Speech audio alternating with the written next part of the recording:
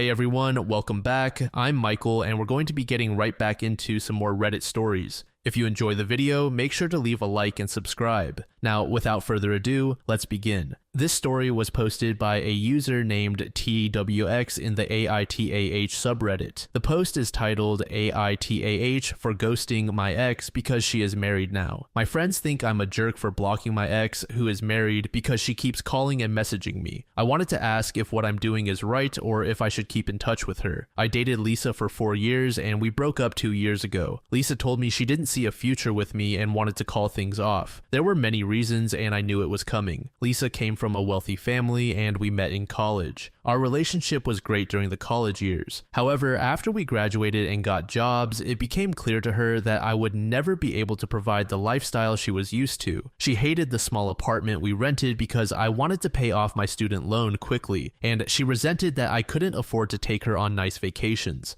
It sucked, but I couldn't blame her. I loved Lisa deeply, but I also knew she deserved the life she wanted. After we broke up, we still had lingering feelings and stayed friends for a few months. We had mutual friends and would meet regularly. I never hated Lisa. In fact, I cherished the memories of the 4 years we were together, but I was also acutely aware that we came from different worlds and that she shouldn't have to settle because of me. Still, it was hard to let go completely, and sometimes I wondered if I'd ever truly get over her. We drifted apart after Lisa started dating a family friend. I met him a few times at parties. He knew Lisa and I had dated, and though he was polite, I started avoiding her and focused on work. Eventually, I moved to another city and lost touch with Lisa. I heard from mutual friends that she got married 6 months ago. I wasn't invited to the wedding, but I was happy for her. I also dated someone briefly last year, but right now, my career is my main focus. That's what I need to believe. 3 weeks ago, out of the blue, I got a call from an unknown number. It was Lisa. She started with small talk and we caught up on each other's lives. She told me about the new house she and her husband had just bought and how busy she'd been. I told her about my work and my new life. It was nice, like catching up with an old friend. She gave me her new number and the call lasted about 20 minutes. Although I found it odd, I figured she might have thought about me and decided to reach out.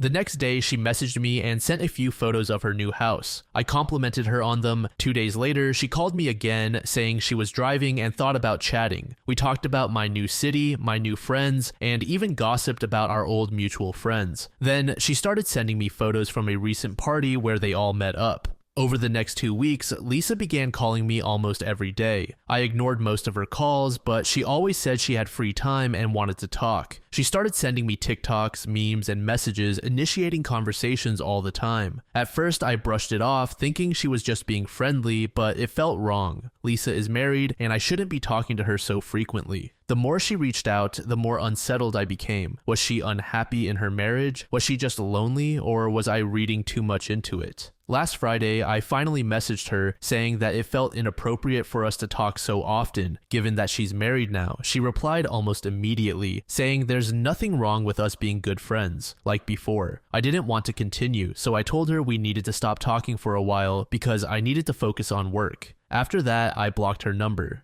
She called our mutual friend, Jess, crying about how I was rude and blocked her. Jess told our other friends and some of them called me saying I was being unreasonable to treat Lisa that way and cut her off. I don't understand how no one sees that it's wrong for Lisa to call her ex when she's happily married after more than a year of no contact. It doesn't make sense, but maybe I'm the one who's missing something. Am I being unreasonable with Lisa, or was it right for me to block her for both our sakes? And if I'm right, why do I still feel so conflicted? I personally think there is nothing wrong with completely cutting yourself off from an ex. That being said, I wouldn't go as far as calling what OP is doing ghosting. He did respond to his ex to inform her that he doesn't want anything to do with her out of respect for her husband. But for whatever reason, she keeps on insisting on keeping their friendship alive. As we will soon discuss, many people in the comments believe that this woman has ulterior motives, such as potentially being bored with her marriage and wanting an outlet. User RocketMN said, she is bored with the lifestyle that you couldn't provide. She's missing what you had and it will turn into an affair. Maybe her husband is gay and is hiding in the marriage so that he doesn't lose his inheritance. No matter the reason, NTA. User Do Promotion said NTA, she still wants you. This can only go bad with you made the villain in the story. For your mental health, you have to put up the wall. Staying friends is one thing, but communicating multiple times a day means she wants a daily relationship with you. I don't know what she is thinking. She may want you to be her side piece. She may just want to string you along. Maybe she feels bad because she wants you but wants money also. Who knows? That said, she gave you the full court press and tried to ramp back into contact with you. She went from 0 to 60 in a few days. She wants something or is missing something. User Orekiet said, you feel conflicted because she feels bad and because your mutual friends are criticizing you. Also, you enjoy talking with her. Nothing wrong with that. But she isn't wanting you to be friends with her and her husband, and you don't actually want to be talking to her every day anyway. Tell your friends you and she grew apart and you don't want to hurt her, but you just don't want to be that intense a friend to her. User Azura said NTA, but I don't think most explanations are going to work on the mutual friends, because they just see her as someone trying to be friendly and got rejected. So the whole defense of she was just trying to be nice and etc. comes out. A quick way to turn that around is to be less focused on the whole "it feels wrong" aspect, and more focused on "I think she is leading me on and I don't feel comfortable," which will likely get the same response or worse depending on their attitudes, or the second and better option. Tell them that "I am sorry, but I cannot handle talking to my ex every day. It brings back the emotions of when we were together and then the emotions of breaking up. I need to protect my mental health before it drops any further. I think I started to fall for her again, and that is wrong because she is in a marriage. And I am not the type of person who would cheat or attempt to break up a marriage. I may have been projecting earlier when I said it was not appropriate for a married woman to be talking to her ex, because my feelings were all over the place. But I think I have had enough time to realize it was mostly because I was allowing myself to dream that we could be together again. And that hurts. That hurts real bad. I am sorry I am not able to cope as well as she has to the breakup, but I just needed to do that before I did or said anything stupid. I hope one day we can be friends, but right now is not that time. And it would only be at a distance, so I don't dare to dream again. Not only will that do two things. First, if your mutual friends are good friends, they will get off your back about this situation. But also, if she is intending to cheat and these mutuals kind of know info back to her, well, it could give her the motivation she needs to do it. And then you can send that info back to her fiance, because, well, he should know not to hurt her, but to protect him. I get it might seem petty to lie and claim all these emotions you don't have, but I mean, it's just the same thing you were saying originally, but from a different perspective. And if they don't want to listen, why not give it to them in a form they will empathize with? Is it the most moral thing to do? Probably not, but it is the quickest path to the solution though. About 2 months later, OP provided an update. I had posted a month and a half ago regarding going no contact with my ex-girlfriend Lisa after she tried to rekindle our friendship. Lisa married her husband, Jason, 6 months ago, and I wanted to respect their marriage and blocked her after I felt we were crossing a line. My friend was very critical of me because I was ignoring her, and most of you agreed that I did the right thing. Things have been really crazy since then, and many of you asked for an update. I wanted to respect Lisa's privacy, but as things settle down, I'm again not sure if I'm doing the right thing and need advice on my situation. Sorry for the long post, but too many things have happened, and I wanted to get this off my chest. After I blocked Lisa, she called my friend Jess and wanted to talk to me one last time. I initially declined, but finally caved in and told her that it would be the last time we would talk. Lisa called me on Saturday morning and told me that she wanted to talk to me because she needed help and does not know if she can trust anyone. She sounded awful and I had to calm her down before she told me what was going on. Lisa told me that after we broke up, she met her husband Jason within a few months. Jason asked her out for a date in front of her mom, and her mom insisted that she at least give Jason a chance. Jason was a charmer and they quickly became official. Jason was everything I was not. He came from a wealthy family and had everything figured out. He took her on all the vacations I could never afford, and Lisa loved this life where she does not have to worry about things like loans, money when she was with me. They had a grand wedding, but Lisa told me that things quickly started going south. One night, she was hanging out with Jason's friends, and one of his college friends started flirting with her and touched her inappropriately. Lisa was shocked and told Jason immediately. Jason was drunk and told Lisa to loosen up and enjoy the party and did not confront the friend.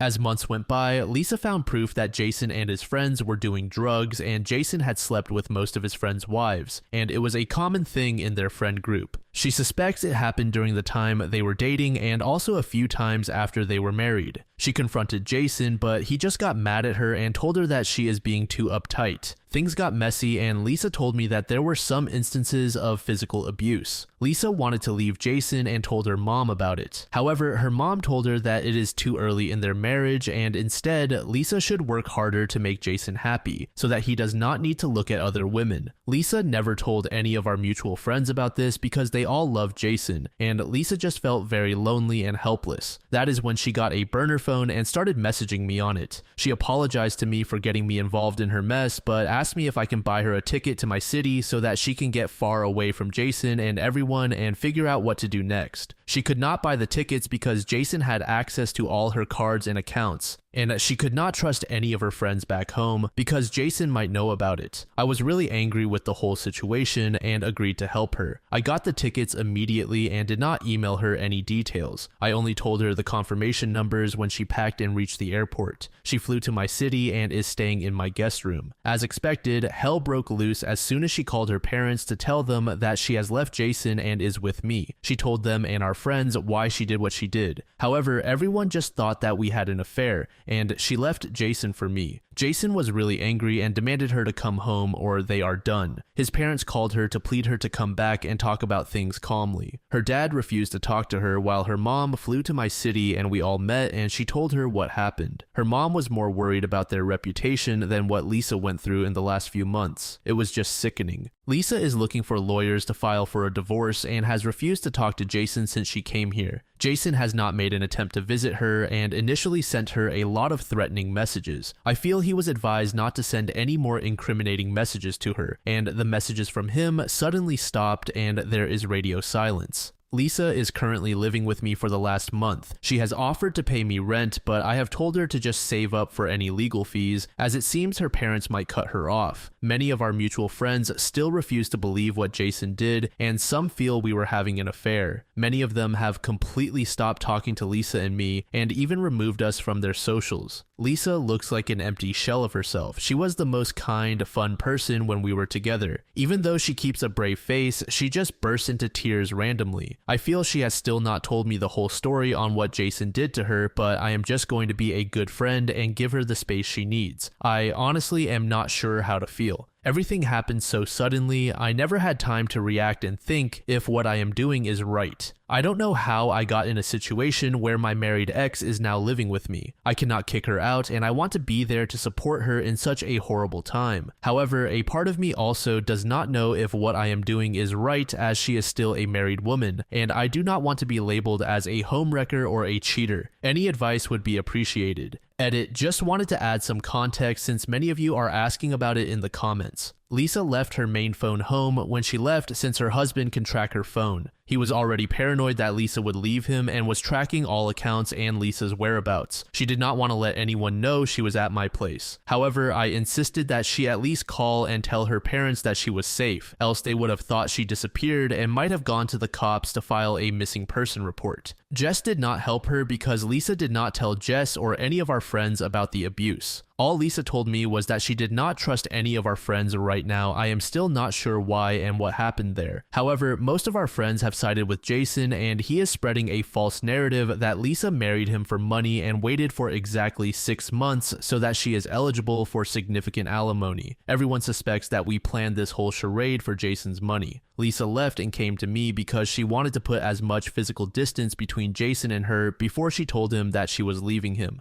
And of course, Lisa and I are not getting back together. I understand the vulnerable position she is in, and I just want to make sure she is safe. Finally, what are my future plans? I am taking one day at a time. I luckily have a very well-paying job now and do not have to worry about financially supporting her for a short time. However, I do understand Lisa cannot live with me forever and we need to figure out something as soon as things settle down. User Razmoon said, "The whole thing is fishy. Married to a wealthy dude but doesn't have an allowance or ATM card. OP is worried that her parents might cut her off, which implies that she had access to financial resources to buy her own ticket. I assume that she owns her own car, so why not drive to OP even if it takes 3 days? This all makes no sense. Why is Jess always the intermediary? Why not have Jess pay for the hard-to-get ticket? Why was it not a team effort between Jess and OP?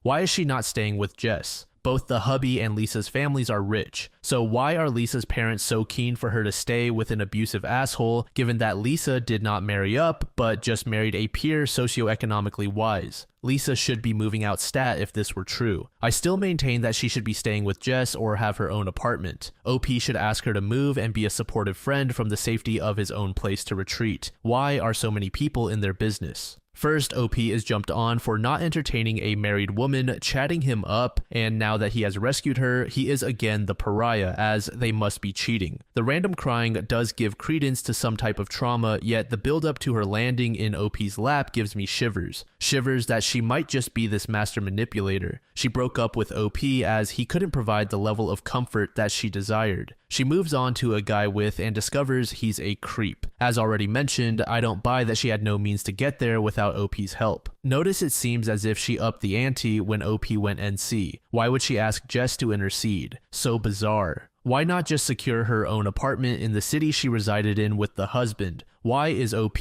her discarded ex, the one she insists be the white knight? Why had she not contacted a divorce lawyer earlier and not before she landed OP? She sounds dangerous to me. Get her out of your apartment. Get in touch with a domestic violence helpline so that she can get psych assistance leads. I just don't like this at all. User Act Stunning said, still really weird the way she went about it, but whatever. To each their own. No one knows how they'll react in that scenario. Still think you need to keep boundaries with her. Don't let the affair rumors have any grounds. That'll not only hurt her divorce, but also you in the long run. You're firmly lodged in the middle of this now and need to figure out how to handle it from the sidelines. She has to manage her own mess, but do not get emotionally involved in this. It's crazy. You have a life too. You need to protect that first. Help her get a jump start on a new life. She can crash for 3 months before she finds a new place and job. Hopefully make some headway with the divorce. User Dull Zucchini said, I don't know if I would have gone as far as you did and taken her in. You have now firmly inserted yourself into this mess. What is done is done. Just remain a good friend and limit your involvement other than providing a place to stay. I would not get involved with her beyond friendship. If she tries to rekindle anything romantic, gently decline that path. For one, she's in a bad and vulnerable mental state, and it will only get you further entrenched in her marital issues. Maybe years down the line after the divorce is finalized and she's gone through therapy to recover, but for now, say no to starting over on a relationship. OP, you are caught up in a really bad shitstorm. All we have to go by is what you said Lisa said. Sorry, but in court, he said she said doesn't mean jack. If Lisa is living with you and Jason files for divorce, he can name you and sue on grounds of adultery, and you will be in the middle with no way out. I don't think any judge will understand why your ex is living with you, a single man, when she has the resources to live elsewhere. Why not get a place of her own, or if need be, go to a women's shelter? They can help her get all the help she needs. They can help her with therapy as well as helping her find a good attorney. I'm not judging you, but something sounds really off. And do you really think a judge is going to believe you're living together with your ex but not sleeping together? One other thing for what it's worth, you can't prove a negative. He'll have to prove you did, but sometimes looks count a lot. Just be careful.